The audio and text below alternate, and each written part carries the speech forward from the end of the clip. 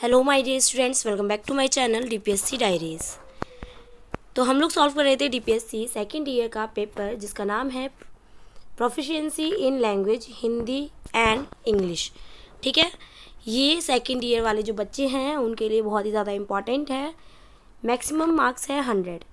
First part हमने solve कर लिया था, सेकेंड पार्ट भी सॉल्व हो गया था। टोटल ये पेपर आता है 100 मार्क्स का, ठीक है, जो आपको देखने को मिलेगा एग्ज़ाम में।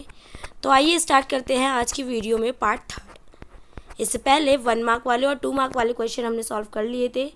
अब हम करेंगे पार्ट थर्ड जिसमें 5 मार्क्स के क्वेश्चन पूछे जाते हैं। तो 16 question number, print rich environment in classroom with example, मतलब कि आपको प्रिंट रिच एनवायरनमेंट के बारे में बताना है क्लासरूम में, ठीक है, और उसके एग्जाम्पल के बारे में बताना है। तो आपको एग्जाम्पल भी देने होंगे साथ के साथ। पहले तो आप बताएंगे कि प्रिंट रिच एनवायरनमेंट क्या होता है। A print rich environment is a classroom filled with written materials that help children develop reading and writing skills।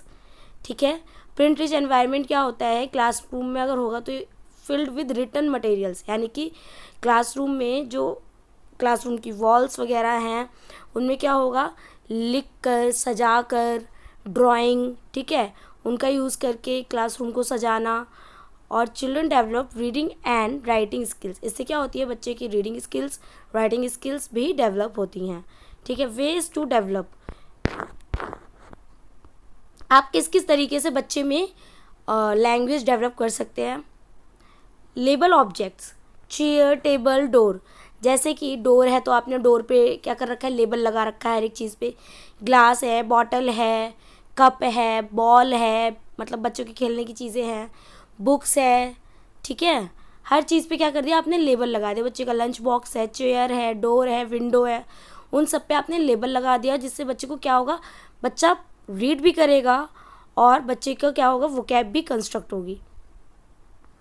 Display alphabets, charts and posters, क्या बोला है इस पर कि डिस्प्ले पे लगाएं बच्चे को अल्फ़ाबेट उसमें, ठीक है, अल्फ़ाबेट चार्ट लगाएं, पोस्टर बना के मतलब लगाएं, ठीक है। क्रिएट आ वर्ड वॉल, जैसे कि मैंने अभी आपको बताया जो क्लासरूम की वॉल है तो उसमें क्या करें, कुछ क्रिएटिव, ठीक है, कलरफुल रखें, क्रिएटिव वॉल हो, उस पर वर्ड वॉल अच्छे से बनाए हों, ठीक है। गुड हैबिट, बैड हैबिट के बारे में बता रखा हो, गर्ल, बॉय, फ्रूट्स, ठीक है, वर्ड्स जो अल्फ़ाबेट होते हैं उनके हों दीवार पे, ठीक है। बच्चा क्या करेगा, इससे देखेगा और सीखेगा भी। Keep story books in are reading corner, सारी स्टोरी बुक्स को कहाँ पे रखना है, एक रीडिंग कॉर्नर बनाना होगा क्लासरूम में और आप वहाँ पे रखेंगे, ठीक है, जिससे बच्चे को पता चलेगा कि यहाँ पे स्टोरी बुक्स रखी जाती है। और आप क्या करेंगे, लेबल भी करेंगे उन चीज़ों को। Use name cards for children, name cards use करें हर बच्चे के लिए, ठीक है। डिस्प्ले चिल्ड्रंस वर्क, डिस्प्ले करें चिल्ड्रन का वर्क, जो बच्चा काम करता है, अच्छा काम करते हैं जो बच्चे, जितना भी मतलब काम करके लाते हैं, कोई एक्टिविटी करते हैं, कुछ भी, तो आप क्या करें, क्लासरूम में उसको डिस्प्ले करें ताकि बच्चा देखे कि हाँ ये मैंने बनाया था, ये वाला मेरा है। ये बच्चे खुद से भी देखें और दूसरों बच्चे का भी देखें, रोज़ देखें, जिससे क्या होगा, बच्चा कुछ नया सीखता है और बच्चे में क्या होता है, बच्चा एंगेजिंग होता है उसमें, और क्या होता है, बच्चे को मन भी करता है सीखने का, ठीक है, खुद से सीखता है बच्चा, लर्न करता है। तो डिस्प्ले करें जो भी बच्चा काम करता है। तो नेक्स्ट है labelling door, window help children recognise words in daily life. अगर जैसे आप डोर को लेबल करेंगे, विंडो को लेबल करेंगे, तो क्या करेगा, ये रिकॉग्नाइज करने में, जो वर्ड्स होते हैं ना उनको रिकॉग्नाइज करने में बच्चे में बहुत ज़्यादा हेल्प करेगा डेली लाइफ में, ठीक है। Children learn by seeing and connecting words with objects, it improve early literacy skills. Children learn by seeing, बच्चा क्या करता है, देख कर सीखता है और कनेक्ट करता है रियल लाइफ के ऑब्जेक्ट्स, रियल लाइफ एक्सपीरियंस से, ठीक है। It improves early literacy skills, ये बच्चे की जो अर्ली लिटरेसी, जो बच्चा स्टार्टिंग में सीखता है, अर्ली साक्षरता, मतलब कि साक्षरता को क्या करता है, डेवलप करता है, स्किल्स को इम्प्रूव करता है। A print rich classroom makes learning natural and interesting, एक प्रिंट रिच जो क्लासरूम होता है, कलरफुल क्लासरूम होता है, क्रिएटिव क्लासरूम होता है, वो क्या करता है, बच्चे को नेचुरल एंड इंटरेस्टिंग वे से क्या करता है, सीखता है, बच्चा लर्निंग करता है, ठीक है। और कुछ बच्चे मुझे कमेंट कर रहे हैं कि मैम मतलब हिंदी में पढ़ाइए, हिंदी में भी दोबारा पढ़ाइए। तो बेटा मैं ऑलरेडी हिंदी में ही एक्सप्लेन करती हूँ, इतनी कोई मैंने टफ़ इंग्लिश यूज़ भी नहीं करी है। अगर आपको कोई प्रॉब्लम है, ऐसा कुछ नहीं है कि एग्ज़ाम में आपको सिर्फ एक ही लैंग्वेज में क्वेश्चन देखने को मिलेगा, दोनों लैंग्वेज में क्वेश्चन देखने को मिलेंगे आपको, और सिलेबस आपके पास है ही। अगर आपको ज़्यादा प्रॉब्लम होती है तो थोड़ा बहुत रिलेट करिए आप भी, क्योंकि मेरे लिए तो बहुत ज़्यादा मुश्किल हो सकता है ना ये कि मैं पहले उसे हिंदी में पढ़ाऊँ फिर इंग्लिश में पढ़ाऊँ, ठीक है। अभी तो वो हो गया है, अब उसको मैं दोबारा मतलब अब इंग्लिश वाले बच्चों का हो गया, अब आप बोलोगे हिंदी में पढ़ाओ, तो मेरे लिए थोड़ी प्रॉब्लम होगी, इसलिए थोड़ा सा एडजस्ट कीजिए, ज़्यादा नहीं। मैं ऑलरेडी एक्सप्लेन करती हूँ हिंदी में, कोई ऐसा पॉइंट है नहीं बड़ा जो आपको समझना है। अगर कुछ समझ नहीं आता है तो आप मुझे कमेंट करें, मैं उसे दोबारा समझा दूँगी, ठीक है। लेकिन ऐसा नहीं हो सकता ना, मैं इतनी टफ़ इंग्लिश तो यूज़ भी नहीं कर रही हूँ, इतनी ईजी वर्ड्स यूज़ करती हूँ, और इतनी इंग्लिश तो आपको आना बहुत ही ज़्यादा ज़रूरी है, क्योंकि आप ट्रेनी टीचर्स हो इस टाइम पे, तो आपको समझना चाहिए। ट्रेनिंग होती है, बच्चे इससे भी अच्छी इंग्लिश बोलते हैं, ठीक है। Question number 17, features of content based appropriate literature. लेकिन इसके बावजूद भी अगर मुझसे होगा तो मैं कोशिश ज़रूर करूँगी कि आपको दे सकूँ कंटेंट हिंदी में भी, बट अभी मैं सेकेंड ईयर के क्वेश्चन पेपर सॉल्व करा रही हूँ। जब ये पूरी सीरीज़ कंप्लीट हो जाएगी उसके बाद ही मैं कर सकती हूँ, तो अभी आप मेरे साथ कोऑपरेट करिए प्लीज़। अदरवाइज़ अगर आपको कोई प्रॉब्लम है आप मुझे कमेंट करें, मैं उस टॉपिक को दोबारा समझाऊँगी, ठीक है। अगर कोई प्रॉब्लम है तो मुझे कमेंट ज़रूर करें, लेकिन ऐसा नहीं है कि आपको समझ ना आ रहा हो। मैं कोशिश करती हूँ जितना हो सके उतना ईजी लैंग्वेज में यूज़ करके आपको समझा सकूँ, और ईजी लैंग्वेज में एक्सप्लेनेशन भी लाती हूँ। ऐसे कुछ मैंने डिफ़िकल्ट वर्ड्स भी यूज़ नहीं किए हैं इंग्लिश में। तो अगर आपको कोई प्रॉब्लम हो तो आप मुझे कमेंट ज़रूर करें, मैं समझा दूँगी, ठीक है। Features of content based appropriate literature.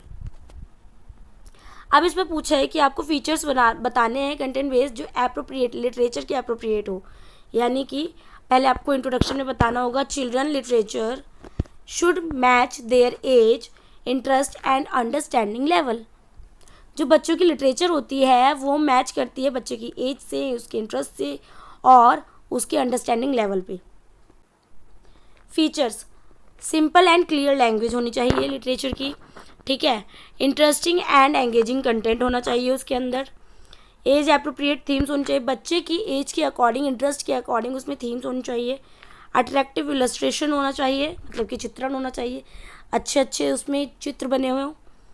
Short sentences होने चाहिए जिसको बच्चे पढ़ सके, खुद से रिलेट कर सके, ठीक है। शॉर्ट सेंटेंस होने चाहिए। Relate to daily life, daily life से बच्चा क्या कर सके, रिलेट कर सके, ठीक है। पॉजिटिव मैसेज होने चाहिए उसमें, जैसे मोरल होता है। नेक्स्ट है such content helps children understand easily and keeps them interest. ऐसे कंटेंट जो होते हैं वो बच्चों को अंडरस्टैंडिंग को बढ़ाते हैं और बच्चा समझ सकता है उस चीज़ को और इंटरेस्ट के साथ समझता है, सीखता है और अपनी लर्निंग को और भी ज़्यादा ईजी से, मतलब और भी ज़्यादा ईजी तरीके से अपना बेस स्ट्रॉन्ग करता है बच्चा, ठीक है। बच्चे की लर्निंग पावर स्ट्रॉन्ग होती है ऐसे। नेक्स्ट है appropriate literature supports language development and creativity. जो एप्रोप्रिएट लिटरेचर होती है बच्चे, मतलब ये चीज़ बहुत ज़्यादा ज़रूरी है, बच्चे के अकॉर्डिंग उसके एप्रोप्रिएट लिटरेचर हमें सपोर्ट करती है कि लैंग्वेज डेवलपमेंट एंड क्रिएटिविटी, बच्चे की लैंग्वेज डेवलपमेंट, भाषा का विकास और बच्चा क्रिएटिव बने, ठीक है, उसमें बहुत ज़्यादा हेल्प करती है बच्चे की डेवलपमेंट में। नेक्स्ट है question number 18, importance of learning more than one language any 5। इसमें बताया है कि importance of learning more than one language, आपको इम्पॉर्टेंस बतानी है लर्निंग के बारे में, इम्पॉर्टेंस बतानी है आपको मोर देन वन लैंग्वेज, एक लैंग्वेज से ज़्यादा वाली, ठीक है। मतलब कि एक से ज़्यादा लैंग्वेज जो सीखते हैं उनकी क्या इम्पॉर्टेंस है वो बतानी है आपको। इम्प्रूव्स कम्युनिकेशन स्किल्स, अगर किसी को एक से ज़्यादा लैंग्वेज आती है तो वो क्या होगा, उसकी कम्युनिकेशन स्किल्स क्या होगी, इम्प्रूव होगी। Enhances memory and thinking ability, enhance करेगा उसकी लैंग्वेज जो होगी, मेमोरी मतलब उसकी मेमोरी शार्प होगी और थिंकिंग एबिलिटी उसकी अलग होगी और अच्छी होगी, ठीक है, एनहेंस होगी। Increase culture awareness, culture awareness में इंक्रीज़ होगी, ठीक है, कल्चर अवेयरनेस के बारे में समझदार होगा, वो बहुत ज़्यादा समझेगा उस चीज़ों को। बिल्ड्स कॉन्फिडेंस, कॉन्फिडेंस क्या होगा, बिल्ड होगा जब बच्चे में एक से ज़्यादा लैंग्वेज किसी को आती है तो उसका कॉन्फिडेंस बिल्ड होता है। प्रोवाइड बेटर फ्यूचर अपॉर्चुनिटी, और जिसको एक से ज़्यादा लैंग्वेज आती हो उसको अपने फ्यूचर के लिए बहुत सी अच्छी अपॉर्चुनिटी मिलती है, बेटर अपॉर्चुनिटी मिलती है, ठीक है, जिसमें सक्सेस मिलती है लाइफ में और आप अच्छा कर सकते हैं। Learning multiple language develops brain power and help children interact with different people. जो लर्निंग है जैसे मल्टीपल लैंग्वेजेस की, वो डेवलप करता है ब्रेन पावर, बच्चे की ब्रेन, मतलब जिसको मल्टीपल लैंग्वेज की लर्निंग होती है वो क्या करता है, उसका ब्रेन जो होता है वो डेवलप होता है, ठीक है, उसकी वो पावरफुल होता है। हेल्प्स चिल्ड्रन इंटरेक्ट, वो हेल्प करता है चिल्ड्रन से इंटरेक्ट करने में, मतलब एक दूसरे से इंटरेक्ट करने में, बात करने में, डिफरेंट पीपल से कैसे आप बात करेंगे, कैसे, मतलब हर तरीके का सलीका आता है, ठीक है, बात करने का तरीका, बोलने का तरीका, नए नए वर्ड सीखना, नए नए कम्युनिकेशन स्किल्स, मतलब बहुत ही ज़्यादा क्या होती है, एनहेंस होती है ऐसे, ठीक है, वो कैब आती है अच्छी अच्छी। Multilingualism is beneficial for overall development, ठीक है, एक से ज़्यादा भाषा सीखना बहुत ही ज़्यादा बेनिफिशियल होता है बच्चे की ओवरऑल डेवलपमेंट के लिए। नेक्स्ट क्वेश्चन है question number 19। 2 activities to encourage listening and speaking in English. आपको 2 एक्टिविटीज़ बतानी है ऐसी इस क्वेश्चन में जिसमें वो एनकरेज कर रहा हो लिसनिंग के लिए एंड स्पीकिंग के लिए इंग्लिश लैंग्वेज में, ठीक है। तो पहले तो आपको बतानी होगी जैसे कि राइम्स एंड सॉन्ग्स के थ्रू आप क्या करेंगे, इंग्लिश लैंग्वेज सिखाएंगे, जिससे बच्चा स्पीकिंग भी सीखेगा, लिसनिंग पहले सुनेगा और बोलेगा। Children learn through actions and rhythm, बच्चा क्या करता है, एक्शंस के थ्रू भी सीखता है और रिदम के थ्रू सीखता है। एग्जाम्पल है जॉनी जॉनी यस पापा, ठीक है, हम लोग जैसे पोएम कराते हैं, राइम कराते हैं कोई बच्चे को, Johnny Johnny yes papa eating sugar no papa, तो हम एक्सप्रेशन के साथ साथ करवाते हैं बच्चे को राइम्स। ऐसे ही बच्चा सीखता है इंटरेक्शन के साथ, एक्शंस के साथ वर्ब सीखता है बच्चा, ठीक है। शो एंड टेल, जैसे हम किसी बच्चे को कोई ऑब्जेक्ट दिखाते हैं, child speaks about an object, जैसे हमने कोई ऑब्जेक्ट दिखाया और बच्चे से हमने पूछा कि ये क्या है, तो बच्चा क्या करेगा, उस ऑब्जेक्ट के बारे में एक्सप्लेन करेगा और बताएगा कि ये क्या चीज़ है, जैसे ये डॉल है, डॉल ऐसी होती है, प्लास्टिक की होती है, रबड़ की होती है, मतलब कि बच्चा क्या करेगा, एक्सप्लेन करेगा, ये आइज़ है, उसकी नोज़ है, बहुत सी चीज़ें उससे हम बच्चे से पूछ सकते हैं, मतलब कि बच्चे की क्या होगी, उससे वोकैब भी इंक्रीज़ होती है और बच्चा सीखता है, नए नए वर्ड सीखता है, नई नई चीज़ें सीखता है। तो ये चीज़ें बहुत अच्छी होती हैं कि आप बच्चे को कोई ऑब्जेक्ट दिखाएं और उसके बारे में पूछें कि ये क्या चीज़ है। अगर हम डोर के बारे में पूछ रहे हैं तो ये डोर लकड़ी का है, लोहे का है, बच्चा बताएगा, ठीक है। बहुत सी चीज़ें हैं, आप कोई भी एक्टिविटी करवा सकते हैं बच्चे से और कुछ भी पूछ सकते हैं, तो मतलब बच्चा एक्सप्लेन करे, ठीक है, मैटर ये करता है कि बच्चा एक्सप्लेन करे। इम्प्रूव्स कॉन्फिडेंस इम्प्रूव होता है।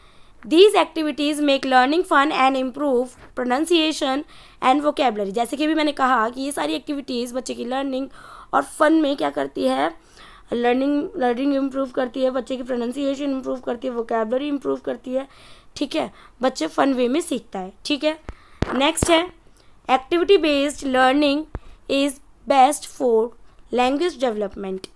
Activity based learning is best for language development. जो एक्टिविटी बेस्ड लर्निंग होती है वो बहुत ही ज़्यादा बेस्ट होती है बच्चे की भाषा में विकास के लिए, ठीक है। आई होप आपको ये क्वेश्चन समझ में आया होगा। Next question number 20। अब वीडियो ज़्यादा लॉन्ग हो रही है तो हम नेक्स्ट क्वेश्चन ऐसा करते हैं, इसी में कर लेते हैं, इसके बाद के जो क्वेश्चन है वो हमने नेक्स्ट वीडियो में कंप्लीट कर लेंगे। How to make learners effective communication, इसमें पूछा है कि how to make learners effective communicator, जैसे कि लर्नर है, जो बच्चे हैं, हम उनको कैसे एक इफेक्टिव कम्युनिकेटर बना सकते हैं, ठीक है। तो कौन कौन सी वेज है, पहले तो आपको ये बताना होगा। एनकरेज ग्रुप डिस्कशन, हम बच्चे को ग्रुप डिस्कशन करा सकते हैं। गिव स्पीकिंग अपॉर्चुनिटीज़, बच्चे को हम बोलने का मौका दें, ग्रुप डिस्कशन कराएं। Use simple and clear language, बच्चे के सामने हम क्लियर और ईजी लैंग्वेज का यूज़ करें। प्रोवाइड पॉजिटिव फीडबैक, बच्चे को हम हमेशा मतलब कि पॉजिटिव फीडबैक ही दें, नेगेटिव नहीं देना होता है। Use role play and story telling, बच्चे के लिए आप रोल प्ले कराएं क्लास में, ठीक है, और बच्चे से स्टोरी टेलिंग कराएं, जैसे स्टोरी में क्या पढ़ाया बच्चा खुद एक्सप्लेन करे उस चीज़ को। नेक्स्ट है practice and encouragement improve speaking and listening skills.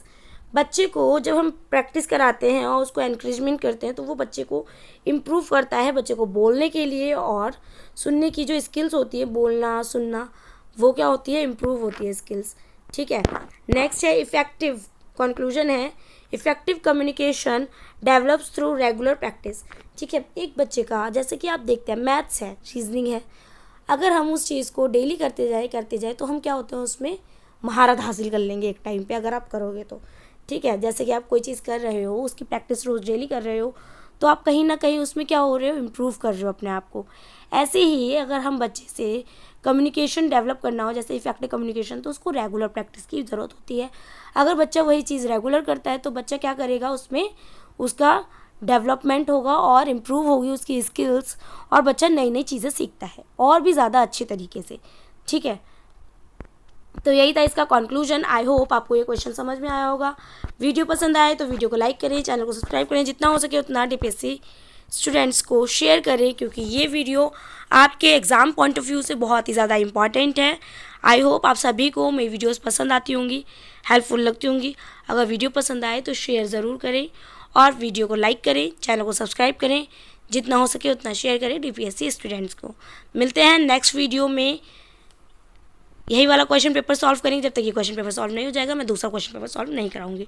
ठीक है, तो मिलते हैं नेक्स्ट वीडियो में। Thank you for listening, bye bye.